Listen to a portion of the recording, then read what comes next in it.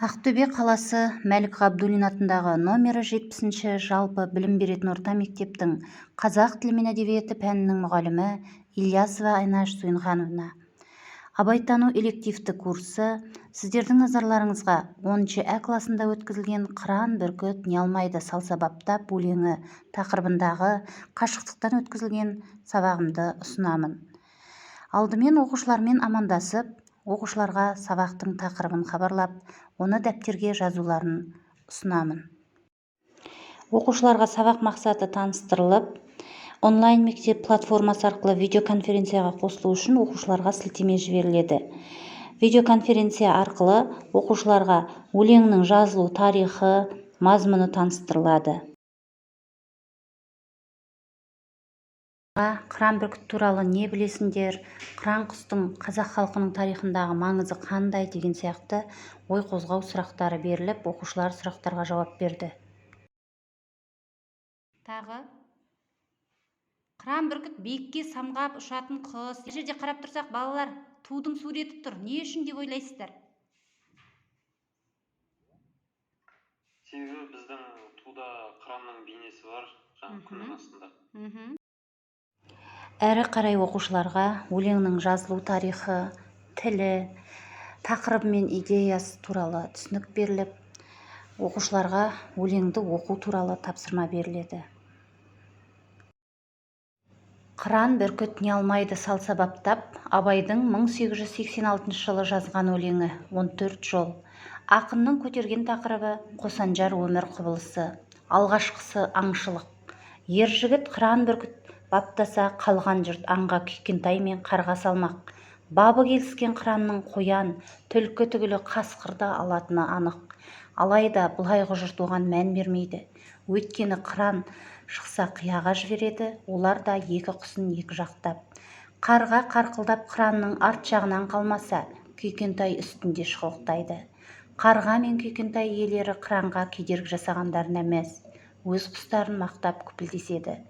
Абайдың бұл жерде айтқалы отырған негізгі ойы, күллі қазақтың тірлігі өмірде осыған саятындығы. Ортасынан озған азамат ақын шығып жатса, оларға жасайтындары осындай кесірлік екендігі. Ақын басқа сая, жанға олжа дәнеме жоқ. Қайран ел осынымен жүр талақтап деп қорытынды ойын айтады. 1886 жылы өндіре жазып, ақындық жолына алаңсыз түскен ақынның ел ұстазы, ақылшысына айналып, үлкен өмірлік, өнерлік жинақтау жасай бастағанын байқаймыз. Осындай көркемдік кенеуімен, кемелді ойымен өрелі өлеңнің құрылымы да келісті. Өлеңнің алғашқы екі жолы өзара ұйқасып, егіздік байқатқан, алайда әрі қарай еркін ұйқаспен кестеленген. Өлең алғаш рет 1909 жылы Санкт-Петербург қаласында жарық көрген қазақ ақыны Ибрахим Құнанбайұлының өлеңі атты жинақта жарияланды. Өлең башқұрт, қарақалпақ, қырғыз, өзбек, тәжік, түрікпен, ұйғыр тілдеріне аударылған. Мұқият тыңдаймыз. Не алмайды салса баптап. Жұрт жүр ғой, күйкентай мен қарға сақтап. Қыран шықса қияға жібереді оларда екі құсын екі жақтап. Қарқылдап, қарға қалмас арт жағынан, күйкентайы үстінде шықылықтап, өз алмайды, қыран қалдырмайды, күні бойы шабады бос салақтап. Тиіп шығып зағып ұстатпаса, қуанар елер сон бір жақтап. Не таптық мұныменен деген жан жоқ, түні бойы күпінер, құсын бақтап. Басқа сая, жаңғылжа дәнеме жоқ, қайран ел осынымен жүр талақтап. Қыран бүркіт не алмайды салса баптап, жұрт жүр ғой, күйкентай мен қарға сақтап. Қыран бүркіт не алмайды салса баптап, жұрт жүр ғой, күйкентай мен қарға сақтап.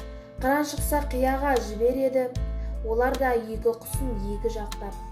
Қырқылдап, қарға қалмас арт жағынан, күйкентайы үстінен шықылықтап.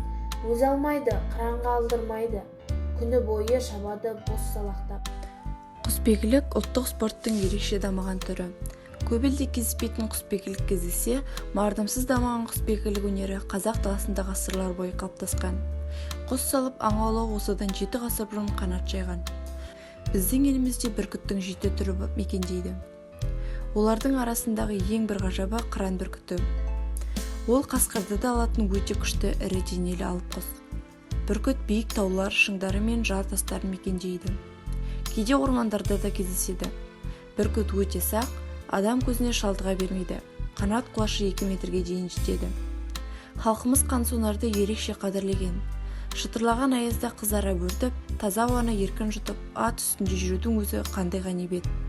Салауатты өмір салтының далада екенін түсінсек, жалқаулықтан тапқан сырқаттарымыздан айырылар едік.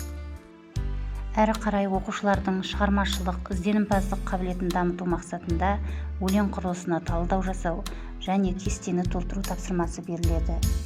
Оқушылар ғаламтордан бүркіт, қарға, күйкентай туралы ақпараттар іздестіріп жазады және өлеңдегі образымен салыстырып кері байланыс жасайды.